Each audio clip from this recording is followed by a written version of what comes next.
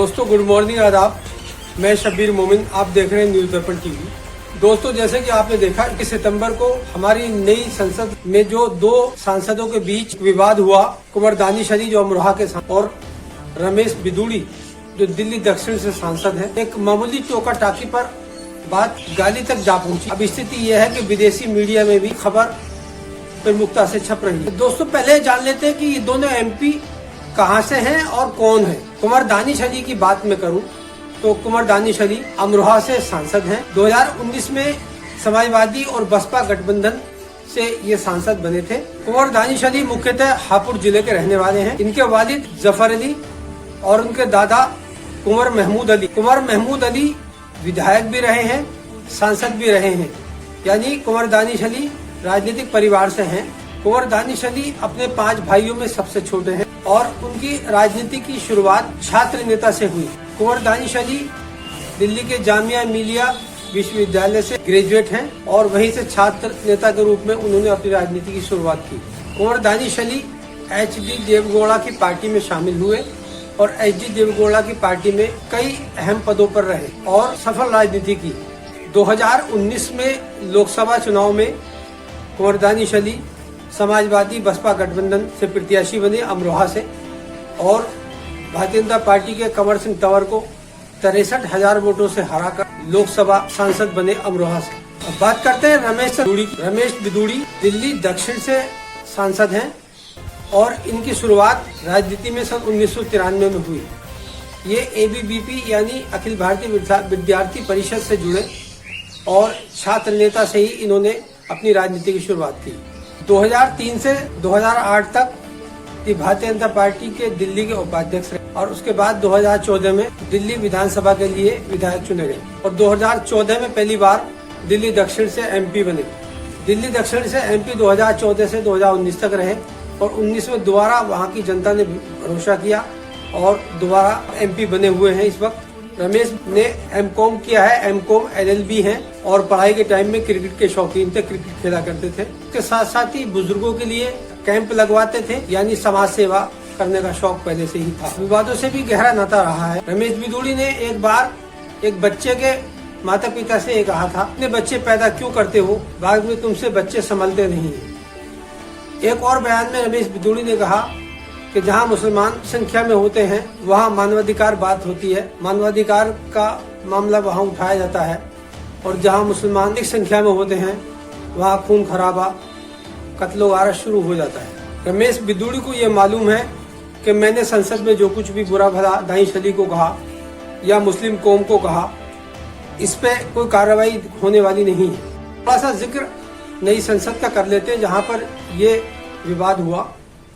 नई संसद में अब ये सत्र विशेष सत्र बुलाया गया था और नई संसद पुरानी संसद से बहुत सारी चीजों में बहुत ज्यादा हाईटेक है, बदली हुई है। 28 मई को प्रधानमंत्री ने नई संसद का उद्घाटन किया। संसद की हम बात करें तो संसद दुनिया के 4-6 जो बड़े देश हैं उनके संसद की बात करते हैं तो ब्रिटेन की संसद 5 एकड़ में बनी हुई है। वहीं USA यानी अमेरिका की संसद 4 एकड़ में बनी हुई है। जापान की संसद 3.5 एकड़ में बनी हुई है। हंगरी की संसद 4.5 एकड़ में बनी हुई है। वहीं जो हमारी भारत की नई संसद बनी है वो 9.5 एकड़ में बनी हुई है, यानी 65,000 वर्ग मीटर इसका एरिया है। इस विशालता और भव्य संसद में बहुत सारी चीजें नई हैं जो पुरानी संसद में नहीं थी। पुरानी संसद में 552 लोकसभा के सदस्य बैठ सकते थे और 245 राज्यसभा के सदस्य, लेकिन नई संसद में 888 लोकसभा के सांसद बैठने की व्यवस्था है और 348 राज्यसभा के सांसदों को बैठने की व्यवस्था। पुराने संसद भवन में सेंट्रल हॉल था, लेकिन इसमें सेंट्रल हॉल नहीं है। इसमें कमरों के ही बराबर में कमरों को ही अटैच सेंट्रल हॉल से कर दिया गया है।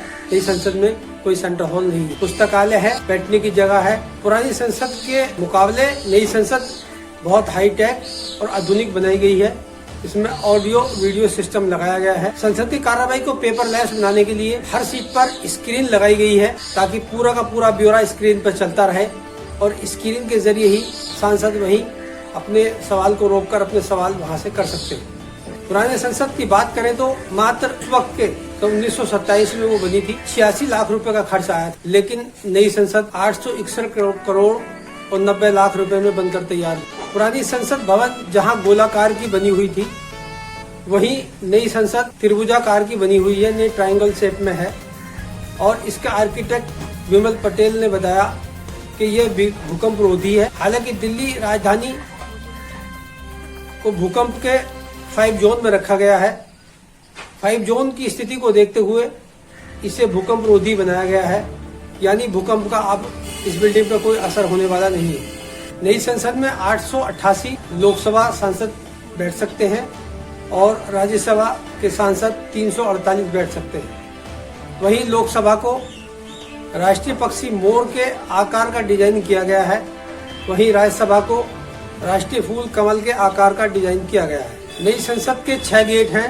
पहला गेट गज द्वार, जो बुद्धि और संपदा का प्रतीक माना जाता है। दूसरा गेट अश्व द्वार, जो ताकत और मजबूती का प्रतीक है। तीसरा गेट गरुड़ द्वार, जो भगवान विष्णु की सवारी बताया जाता है और यह जनता की उम्मीदों का प्रतीक माना जाता है। चौथा गेट है शार्दुल द्वार, जो उसकी शक्ति और सहनशीलता को दर्शाता है। पांचवा गेट है मकर द्वार, जो विविधता में एकता को दर्शाता है। छठा और आखिरी द्वार है हंस द्वार, जो विवेक और आत्मज्ञान को दर्शाता है। दोस्तों, पुरानी संसद 47,500 वर्ग मीटर में फैली हुई थी, लेकिन नई संसद 65,000 वर्ग मीटर के एरिया में फैली हुई है और सुविधाओं से पुरानी संसद से कहीं ज्यादा है। हमें आपकी राय का इंतजार रहेगा। दोस्तों, हमारे YouTube चैनल को सब्सक्राइब करिए और Facebook पेज को फॉलो करिए। जय हिंद, जय भारत।